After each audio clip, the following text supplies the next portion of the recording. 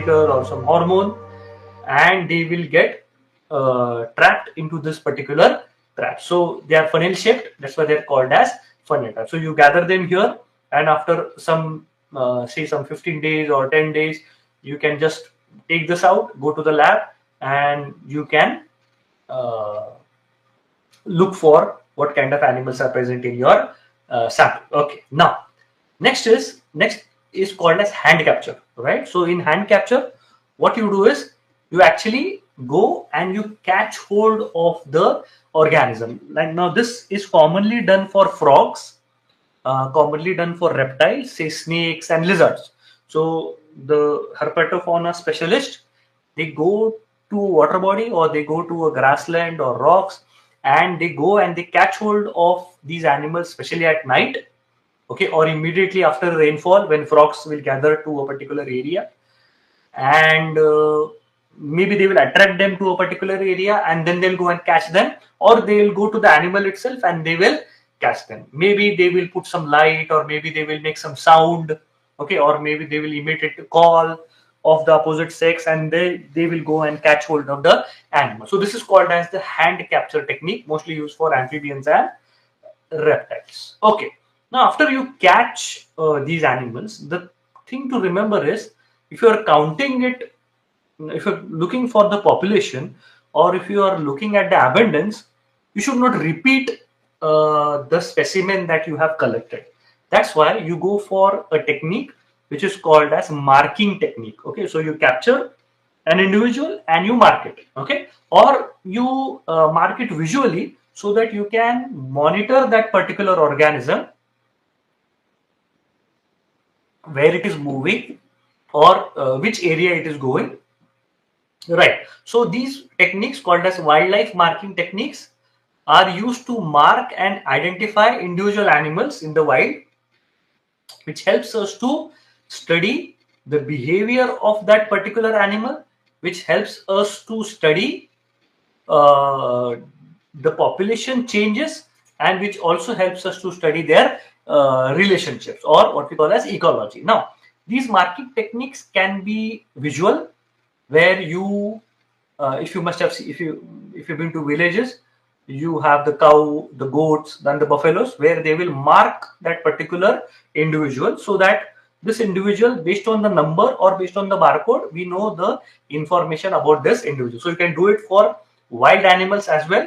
So this is called as ear tagging. So you tag the ear with a number or with a colored tag, or you can have a collar with an identification tag, okay, with a GPS device helping it to track its movements, or even a radio transmitter around the animal's neck. So what we can do is we can understand their behavior, where it is going, when it is feeding, when it is sleeping, when it is hunting. All the behavior of the animal can be studied by marking this animal and following the animal by sitting in a lab. Sometimes you even bandage the animal using a colored bandage or a numbered bandage, which you can put around the leg of an animal, or maybe if the tail is long, you can put it near the tail of the animal. Or if you look at the sheep, you can apply paint, which doesn't go for say some 30 days or 40 days, permanent dyes to an animal's fur, feather, or even scale. So for birds, you can use this technique, or for mammals also you can use the paint marking technique. Now, why do you do it? To monitor the diversity, to monitor the population. Okay, now these are visual marking techniques. We also right now have something called as electronic marking technique. So there was a movie called as Azoba long time back, which came in 2014, where the movie was about a leopard which was moving around in the Junnar area.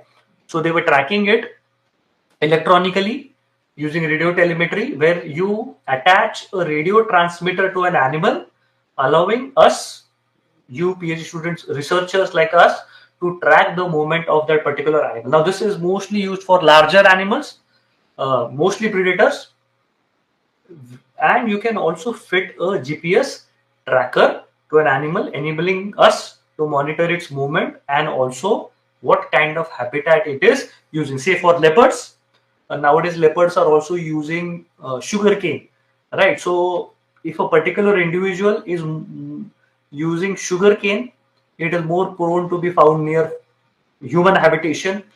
So based on where the animal is spending a lot of time, based on radio telemetry and GPS tracking, we can even understand the behavior, and we can avoid unnecessary confrontation with these predators, which may turn aggressive during some times. Okay, so these are the different ways in which you can look at terrestrial habitats. Okay, now we move to the next point, that is aquatic habitat, which is my expertise.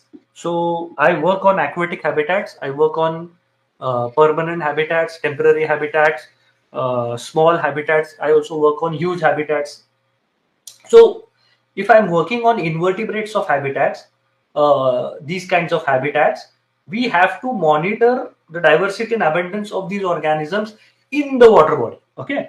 Now the problem is we cannot enter inside the water body, right? So the thing is, you can enter inside a forest, you can walk on the road, you can walk along a designated path, but it becomes extremely problematic for studying the zooplankton, or for studying aquatic insects, or for studying the fishes, right? For that, you have to go to the water body, or you have to use some advanced equipment called as sampling gear, which will help us to have a look at the diversity that is present within the habitats. Now, when I speak within the habitat, it not only means at the surface, it not only means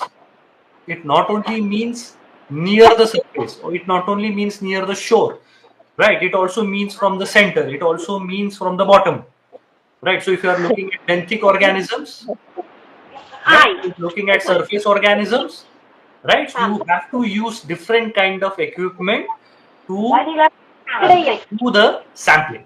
Okay, right? So we need to sample at various depths, right, to understand the diversity present at the surface, to understand the diversity present at the shore, to understand the diversity that is present at the bottom, right? So there are many different kinds of techniques that we use to sample fish, amphibians, as well as aquatic invertebrates, and even zooplankton. Okay, now this is a slide where you get to understand the different generalized sampling technique methods that you can use for marine organisms. Okay, now so this is the sampling device or the method, and these are the targeted organisms. So the most commonly used technique or method is the use of nets. Okay, so here what you do, you use nets.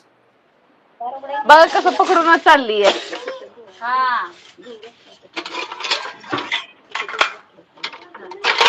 Second. Okay, so here we use nets of different mesh size, and these different mesh size can catch different kinds of organisms. Say if you use a net of mesh size means whole size of, say, some say 50 micron or 10 micron or 20 micron, you can go for catching phytoplankton. If you use larger size, you can go for catching larger nectons. Okay, so you can use a dip net, or you can use a gill net. You can even use traps. Okay, we'll talk about them in the further slides, to catch fishes and crabs. You can also do something called as visual observation, especially of animals which you cannot catch hold of, like say jellyfishes. So you can just monitor the bloom of jellyfishes, or you can just observe the shoal of fish, or you can use some cameras, underwater cameras. Okay, or you can use scuba diving methods to understand what kind of animals are present, especially the sessile organisms, that are the corals that are present inside the water body. Okay, so you can use cameras, you can use video cameras to record and understand what kind of animals are present in water. Okay, you can also do aerial survey, where you can go up in a helicopter, or you can have a drone which can help you to understand organisms like whales or sharks, which are easily visible from above. You can also go for acoustic or echo sound method, where you can look at marine mammals or some big fishes. For benthic organisms, you can use dredges or sledges which can be put on in the bottom, and you can pull it towards yourself, or you can pull it above, and you can get the organisms that are present in the soil or in the sediment, right? So you can even use remotely operated vehicles, where you send them at the bottom of the sea or bottom of the ocean, or maybe of the reservoir, deep down inside, and you can look for organisms present inside. Light traps, very commonly used for photosensitive organisms like plankton or organism that can move. So you can place this inside here, and you can switch on the light, and they are attracted to the light, and you can collect these organisms, or you can just photograph these organisms without even going inside the water body, right? So you can even tag and mark bigger organisms like whales and mammals, and even large benthic fauna like the corals, right? So now we move to the different ways in which you can collect aquatic organisms. Okay, so this is the first way. So for plankton, plankton means organisms which are microscopic, organisms which do not swim on their own, organisms with microscopic sizes which you cannot see with your eyes. So you can't use visual method. So what you have to do is you have to catch hold of them from the water body that they are present inside. So what do? We use a net made up of nylon or made up of silk or made up of cotton. Most commonly we use nylon because it doesn't shrink and the whole size doesn't become smaller. Okay, so what we do here, we put the net, you tie a thread to it, you have a container here, and you put the net inside the water body, you put it down and you pull it up, or you just throw it and you pull it to yourself, right? So as the net is pulled towards you, water will enter inside the net and water will come out through the holes that are present on the net. Okay, so water, even if the pore size is very small, water will come out to the net, and all the organisms that are bigger than the pore size of this net will get collected inside the bottle that is here. Okay, so you can do diversity studies, okay, where you don't have to actually count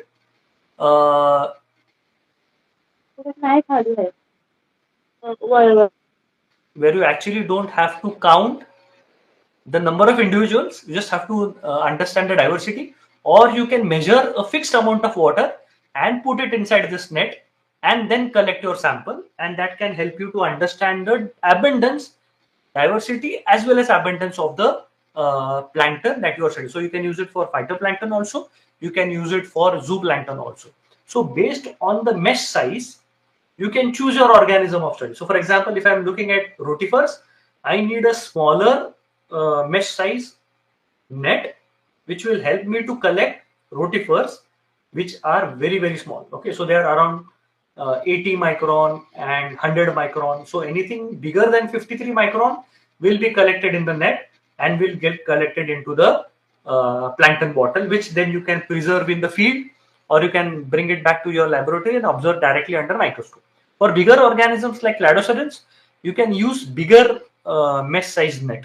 For phytoplankton, you can go for 10 micron or 20 micron, depending on the group of your choice. Okay, so the mesh has holes that are large enough to allow water to come out, but small enough so that the plankton remains inside the net, and that plankton you can go to the lab and study under a microscope. Okay, now sometimes you can see the organisms, right, especially in shallow water bodies like ponds or streams, where you can see insects, where you can see molluscans, okay, or other animals. You can just walk here. You cannot walk in the water body because it is deep. You have to be on the shore, or you have to take a boat. Here you can walk in the water body, and as you see the organism, you can collect the insect or you can collect the organism. This you can use even for aquatic plants or hydrophytes as well. So these nets can be of various size, various shapes, depending on what is your organism of choice. Okay, so and the length of this can also change depending on where you want to sample. If you're interested only along the shores, you can have small length. If you are interested in the center also, you need to have long length of this particular rod, okay, which can be telescopic or which can be fixed length as well. So we call them as dip nets. Okay, they can be of big mesh size, right? So these are of small mesh size. These can be of bigger mesh size. Okay. Oh, right. Now moving forward. Right. So these are called as traps. Okay. So what do? You leave these traps along with some food or some attracting chemical into the water body, and the organism of your choice, say crabs, will enter inside it. Once they enter inside, they will not be able to come out. Likewise, you can use these kinds of net traps, where a fish will enter inside, but it may not be able to come out again. Okay, so you can leave it in a particular place in a water body. You can leave it for a day, or you can leave it for some few number of days or a week or so, and you can come back after some few days and you can check the organism that have been caught in that particular net. Okay, so these are called as traps. So you trap the particular animal inside so that it is not able to leave.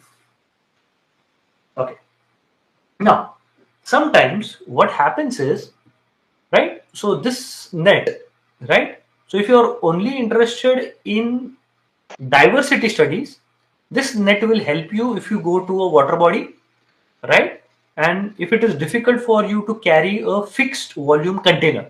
So as I said, if you have 20 liters of container, you can put 20 liters of water inside, or say 1 liter of water inside, and you can also get the abundance, right? But only at the shores, only at the surface, right? But if you are interested in sampling from a particular depth, say you want to understand the diversity of organisms at the surface, you want to understand the diversity at 5 meters depth, you want to understand the diversity at 10 meters, and so on and so forth. Okay, and as you go down, okay, as you go वो down, मतलब picture में तो ये दिखा है इतना बड़ा ये वाला है right, so as you go down, you will not be able to use a bucket, or you will not be able to use a fixed volume container, okay, because that is not open inside. So we have a sampler which is called as Van Dorn sampler. Okay, so what is this? This is a water bottle. This is just a water bottle of fixed volume, and which has opening on both sides, or one side, and it can be used to send this container down. So there is a rope and there is something called as a messenger, right? So what does this messenger do? When it goes down, it attaches itself and it opens the doors of this bottle. Now, as the doors open, water will enter inside. You pull the messenger, the lids will close. So I can sample for zooplankton or phytoplankton at the surface. I can sample at 5 meters exact. I can sample at 10 meters, and I can get a vertical sampling. Okay, so normally using a plankton net, you can do something called as horizontal sampling. Using samplers, you can do vertical sampling. Okay, so with the capacity of say 1 liter or 2 liter, okay, you can go for microbiological sampling, you can go for vertical or stratification sampling. You can also go for heavy metal analysis along with the diversity of organisms that are present in the aquatic habitats. Okay, so this is a more sophisticated instrument which we normally don't use in freshwater techniques. Mostly it is used in marine water habitats. Okay, now we have a sophisticated method of understanding diversity, and this method is called as remote sensing. Now the word itself tells you remote means it's far away. Okay, you don't go to that place. Now here you go to the water body to collect the specimens, and so is the case here. So is the case here. So all these types of sampling, you have to be in contact with the biodiversity. But In remote sensing, you can sit in a given area very far away from your ecosystem or from your habitat, and using satellite imagery or using satellite photographs or aerial photographs, drones, simply what we say, you can use this method to assess biodiversity over a large geographical areas. Okay, so if you remember quadrat sampling, if you remember transect sampling, line transect sampling, you have to walk say 100 meters or 1000 meters, and that is time consuming. It is very difficult to go through the forest area, but remote sensing will overcome all these difficulties, and you don't even have to go to the habitat to understand what kind of plants are present in the given area, what kind of trees are present in the given area, what is the age of the trees and plants in the given area, what is the structure of the habitat, what are the changes in vegetation that have happened over a period of time. Say the plants will change over the seasons. So in winter season you will have different kinds of plants, in some summer season you will have different kinds of plants, in rainy season you will have totally different kinds of plants. You don't need to go there to understand what kind of plants have come there. You can just sit in your laboratory or in your office and you can understand it over a large geographical area. So what happens here? There is a satellite, right? And you have the energy source, and this energy is reflected by each and everything that is present on the face of the earth, including buildings and roads and soil, and each and every individual object or animal or plant or organism gives different kinds of energy inputs which are detected by the satellite. Okay, and based on that you can understand if this is grass, or if this is a tree, or if this is a particular type of tree depending on the color of the leaves. Okay, if this is a water body, if this is a freshwater body, if this is a marine water body.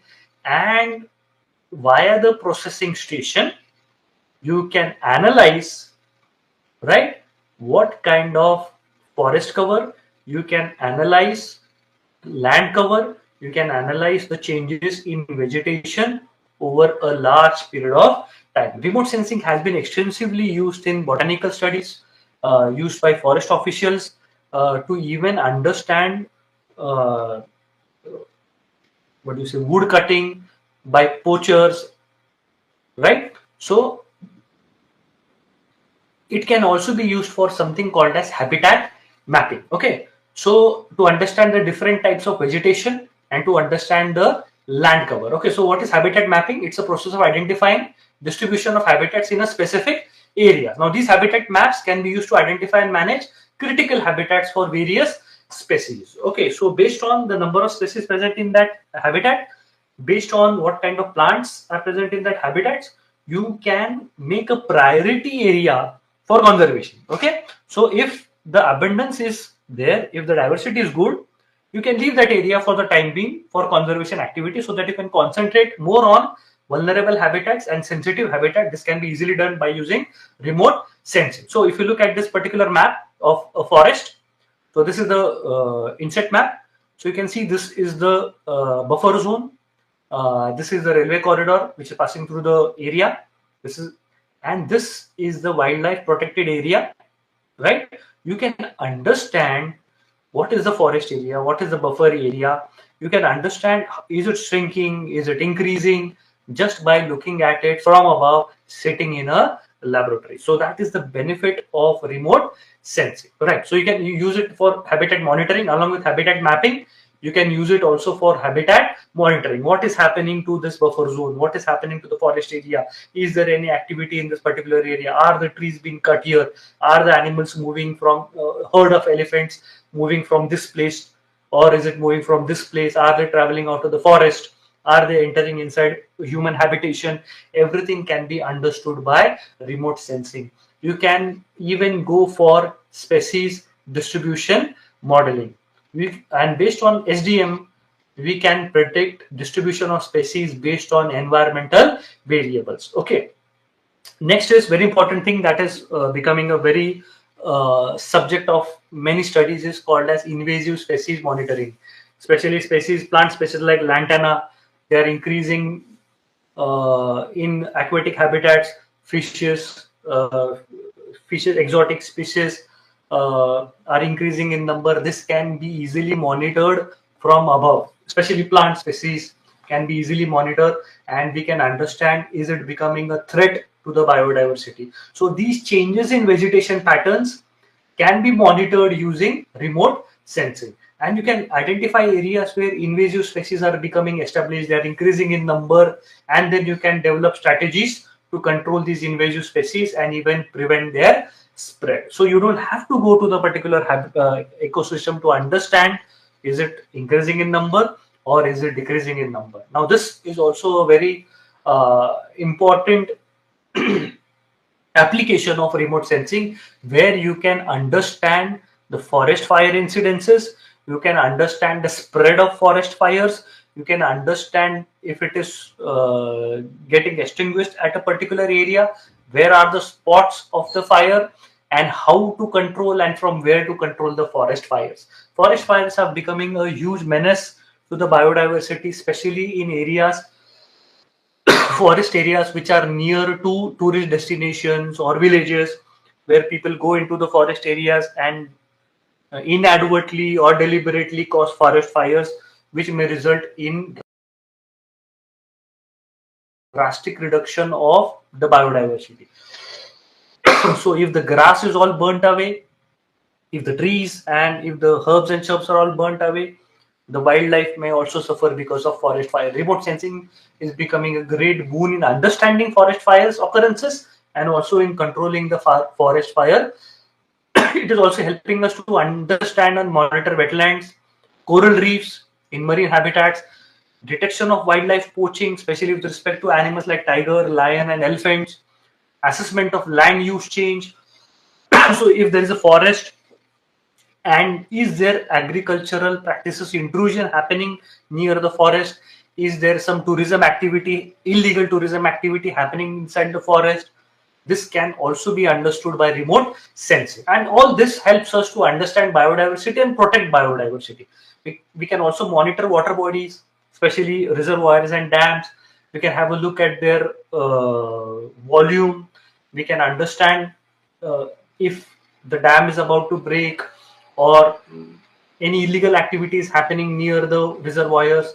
We can, and as I told you, the most important thing, we can detect forest fires and we can control or manage forest fires because of remote sensing.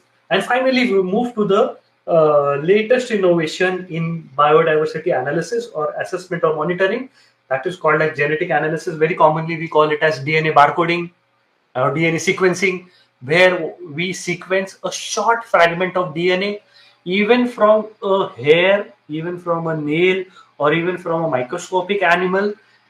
We can get a short fragment of DNA, we can amplify it, and based on the barcode that we get or based on the sequence that we get, we can identify the species even without looking at the individual species. Okay, so just from any part of the body of the living organism, say for plants or microorganisms or invertebrates, or even for bigger animals, even from their scat, even from their hair, okay, even from their urine, you can get a DNA and you can amplify it and you can identify animals, right?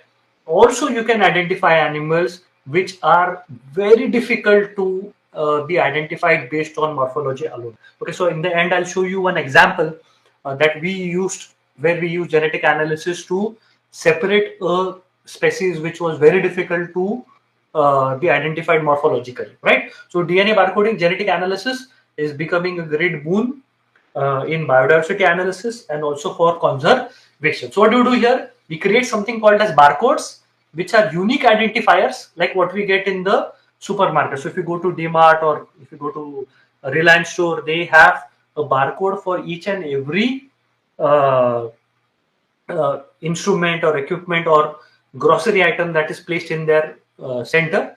You just have to scan it, and based on the barcode, you can get the information of what it is, what is the weight, what is the price. Okay, so we create unique barcodes for animals, and this method is very fast, very quick, very cost effective. The thing is, you just have to get a single specimen and you can tell the difference between two species very easily based on this unique method called as DNA barcoding. It can also help you to identify